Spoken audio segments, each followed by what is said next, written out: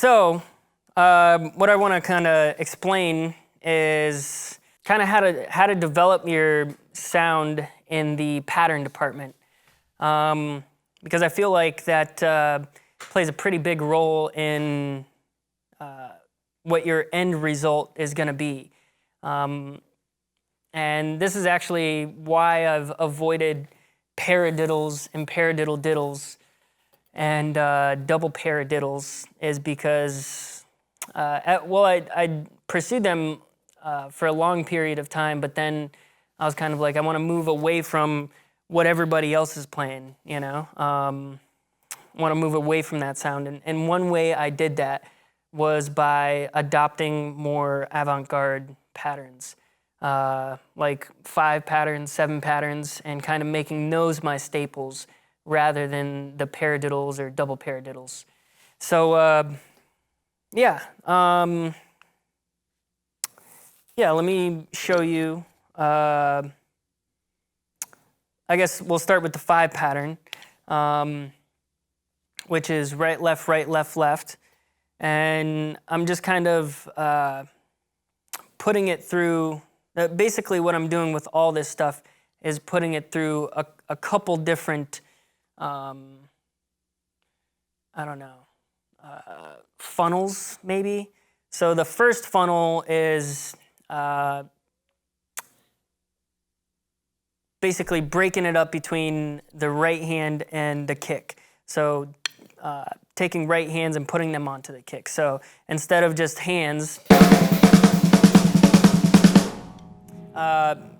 putting the kick there. So, or maybe you, instead of replacing the first hit with a kick, you replace the second hit with a kick. So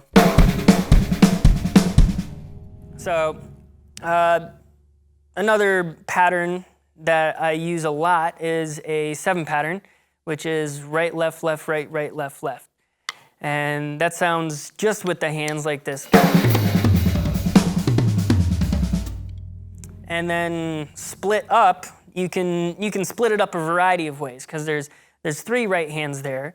So you can go, first right hand, that single right hand I'll do with the hand, and then that double I'll do with the kick. So that's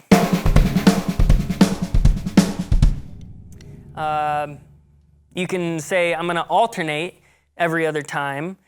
So that's going to get you kick, or hand, kick, hand, kick, hand, kick. Because remember, it's 3 right hands there, so it's going to take 2 times for it to come back around. So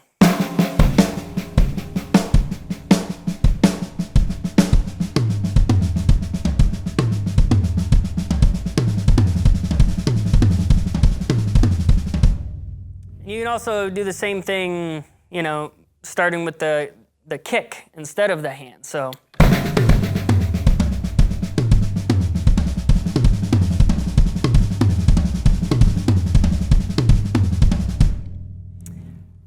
yeah, it's basically it. So that's one kind of funnel that I put everything through, is kind of taking, starting with more avant-garde rudiments, or patterns, and then putting them kind of through this scope here, which is basically it's an interplay between my kick and my right hand, very Vinny-esque, maybe also Buddy Rich. You'd see Buddy Rich do a lot of that, like with 3s.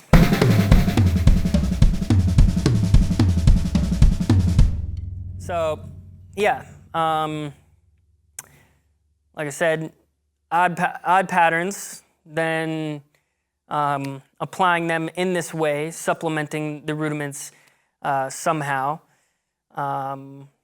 Usually patterns happening between the kick and the right hand. And you can also, apply this in more of a groove context, which would be, right hand has some sort of pulse. Let's start with just a quarter note, and you're playing the rudiment instead of between your hands, it's between your right foot and your left hand. And this is another part of my secret to my ghost notes is, fostering this relationship between my kick and my left hand rather than fostering my hands so much that they are separated from my feet. So yeah, this is that 7 pattern, which is right, left, right, left, under a quarter note pulse with the right hand. Check it out.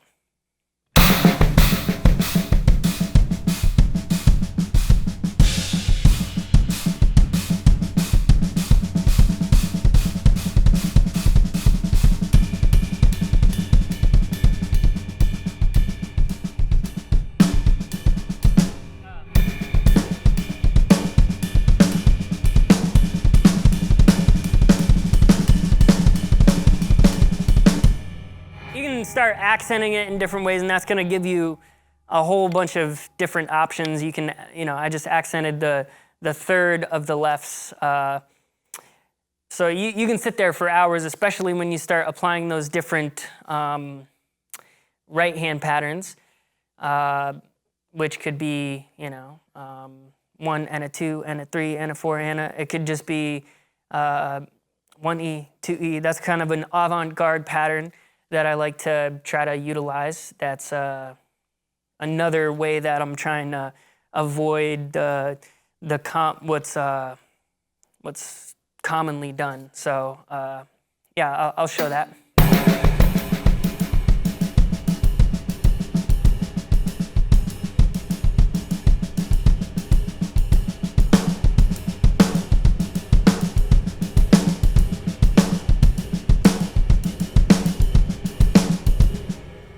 So just accented the first of the left hands. This is a great coordination exercise.